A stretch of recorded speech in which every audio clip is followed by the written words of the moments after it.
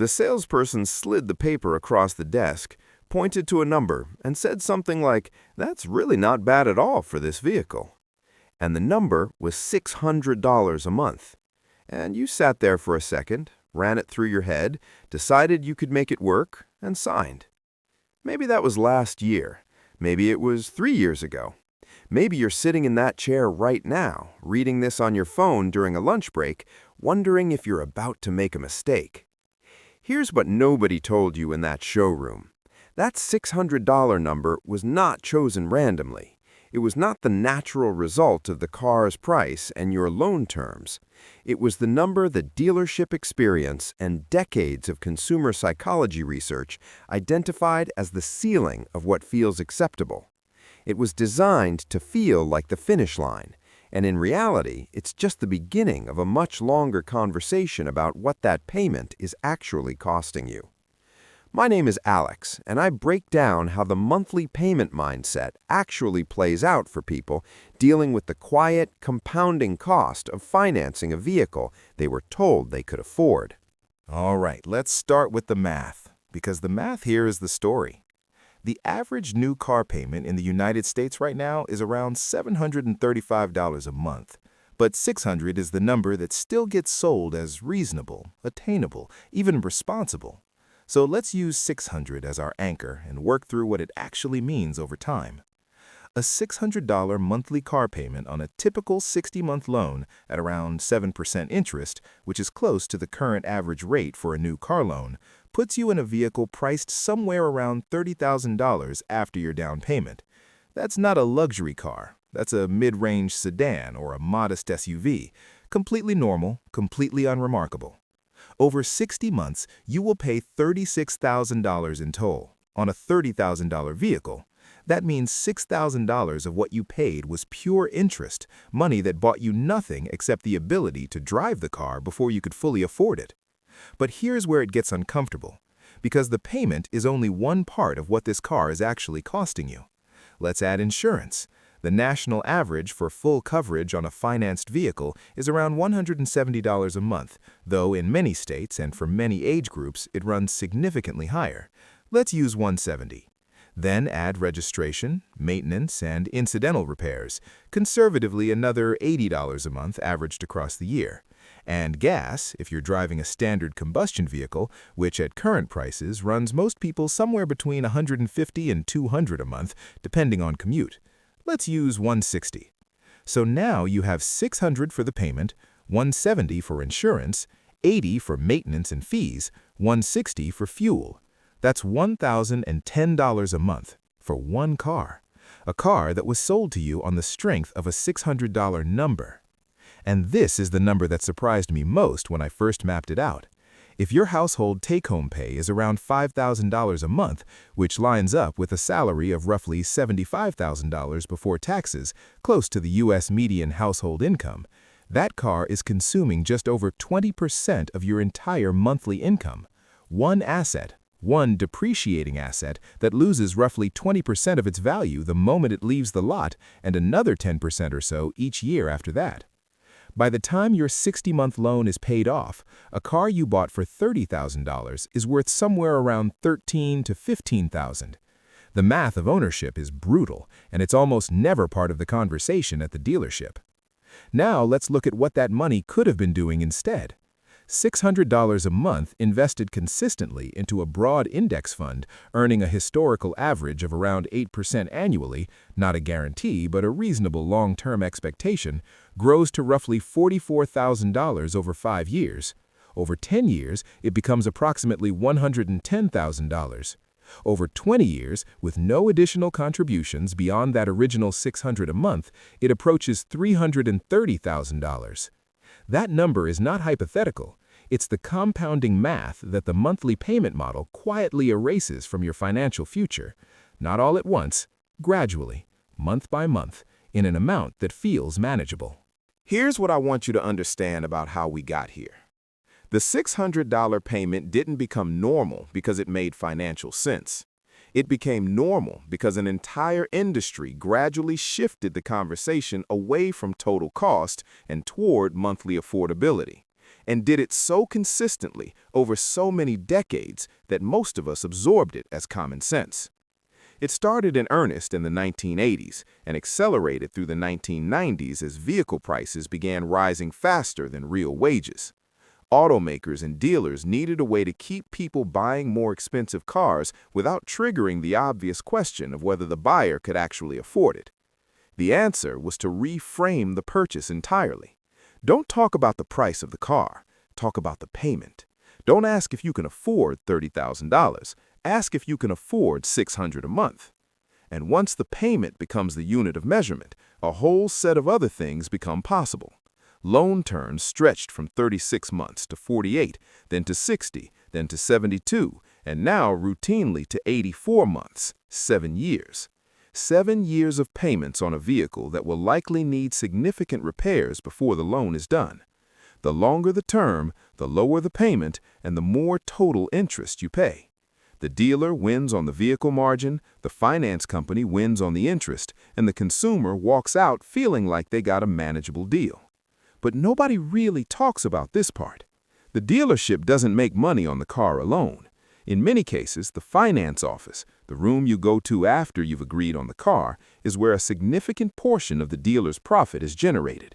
Extended warranties, gap insurance, paint protection, tire packages, all of it gets rolled into the monthly payment in increments small enough that it's hard to push back on. $20 more a month for the extended warranty, $15 more for gap coverage. Suddenly, your payment has climbed by $50, and you've agreed to products you may never use without ever writing a separate check for them.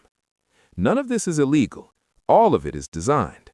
And understanding that it's designed is genuinely important because it means the discomfort you feel when you do the full math, the sense that something doesn't quite add up, is correct. That instinct is right. The system just makes it very hard to act on. It's also worth naming the social layer here because it matters. In most parts of the United States, a car is not just transportation. It's a visible signal. It communicates something about who you are, how you're doing, what stage of life you've reached. A newer car, a nicer car, a car that doesn't have rust on the door or a check engine light that's been on for 2 years. These things carry social weight that is not imaginary. The pressure to drive something respectable is real. And that pressure is one of the reasons the $600 payment gets signed without the kind of analysis you'd apply to almost any other decision of the same financial magnitude. So why is this so hard to see clearly in the moment? Why do smart, careful people sit down at a finance desk and sign for a payment that will quietly reshape their financial life for the next 5 to 7 years? Part of it is how our brains handle monthly numbers versus lump sums. There's solid research in behavioral economics showing that when a cost is broken into smaller recurring amounts, people reliably underestimate the total. A $36,000 car purchase triggers a very different psychological response than a $600 monthly commitment, even though they are the same thing. The monthly framing doesn't just make the number smaller, it makes the decision feel smaller, lower stakes, more reversible than it actually is. Then there's the identity piece, and this one runs deep. For a lot of people, the car they drive is genuinely tied to their sense of self, not in a shallow way, in a real, functional way. The car is what takes your kids to school. It's what gets you to the job that pays for everything else. It's the thing neighbors and coworkers see. And when you've been driving something old or unreliable or that you feel embarrassed by, the upgrade doesn't just feel like a transportation decision. It feels like arriving somewhere, like becoming a version of yourself you've been working toward. That emotional charge is completely valid, and it's also exactly what makes it hard to think clearly about the numbers at the point of purchase. And this is where things quietly change, because the feeling of arriving, the pride of the new car, the relief of reliability, the social signal of something that looks current, fades. Research on what's sometimes called the hedonic treadmill suggests that we adapt to improvements in our circumstances faster than we expect to. Within a few months, the new car is just the car. The pride levels out, but the payment doesn't. The payment stays exactly where it is, every month for 5 to 7 years, long after the emotional return has normalized. So you end up in a situation where you're paying a premium for a feeling that's already gone, every month, for years. There's also something worth naming about financial stress and decision quality. When people are under economic pressure, stretched thin, watching balances, worried about the future, the research consistently shows that cognitive bandwidth narrows. It's harder to think long-term when short-term pressure is loud. And the dealership environment is specifically calibrated to create time pressure, social pressure, and the feeling that this deal, this price, this payment is only available right now. That context doesn't bring out your best financial thinking. It's designed not to. None of this means you can't buy a car, or that financing is always wrong, or that the only financially responsible choice is a decade-old vehicle with 200,000 miles on it. That framing isn't realistic, and it isn't the point. The shift worth making is simpler than that. It's just moving the question. Instead of, can I afford this payment, the more honest question is, what is this car actually costing me, and what am I choosing not to do with that money? Not as a punishment, just as a clear-eyed look at the trade. Because every financial decision is a trade. The $600 payment is a trade. Comfort and reliability, and a car that feels good in exchange for $1,000 a month in total ownership costs and decades of compounding you won't see. That trade might be worth it for you. It might genuinely be the right call given your life, your commute, your safety needs, your income. But it should be a conscious trade, not one you drifted into because a number on a piece of paper felt manageable. The people who tend to build real financial stability over time are not the ones who never buy nice things. They're the ones who buy things with full awareness of the cost, not just the payment, but the opportunity cost of what that money can't do while it's committed to the monthly obligation. If you're already in a car payment right now, this isn't a reason to spiral. The decision is made. The most useful thing you can do is just know the full number. Add up the payment, insurance, fuel, and maintenance, and look at what percentage of your take-home pay it represents. If it's under 15%, you have breathing room. If it's over 20%, that's worth taking seriously when the loan ends. And when it does end, when that last payment clears, the single highest leverage financial move you can make is to redirect some or all of that payment towards savings or investment before your lifestyle has a chance to absorb it. The payment is already gone from your budget. You already know how to live without it. That's the moment. If you're not in a payment yet and you're doing research right now, the number to run before you walk into a dealership is the total cost, not the monthly. Add up every dollar over the full loan term, add insurance and fuel on top, and ask yourself what that same money does somewhere else over the same period. Then make the call.